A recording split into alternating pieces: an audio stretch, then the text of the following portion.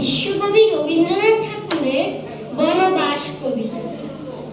ওইখানে মা পুকুর পাড়, জিয়ল গাছের বেড়ার ধারে। কোথায় হবে বনবাসী, কেউ কোথাও নেই। ওইখানে ঝাউতলা জুড়ে তোমার ছোট্ট করে শুকনো পাতা বিছিয়ে ঘরে থাকবো দুজনেই।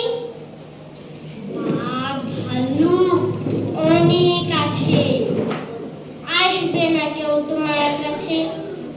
দিন রাত্রি কোমর বেঁধে থাকবো তাকাতে।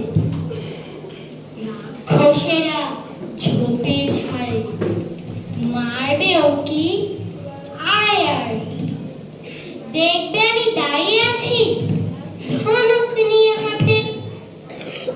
আঁচলেতে খই নিয়ে তুই যেই দাঁড়াবি দ্বারে, অমনি যত বনের হরিণ আসবে সারে সারে।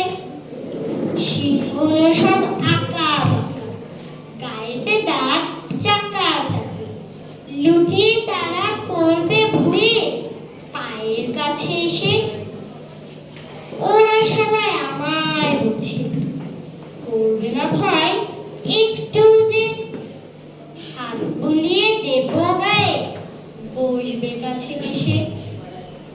ফল শ্রাবণে গাছে গাছে, ফল ধরে মেঘ ঘনিয়ে আছে। ওইখানেতে ময়ূর এসে নাচ দেখিয়ে যাবে। শালিকরা সব মিছিমিছি লাগিয়ে দেবে কিচিমিচি।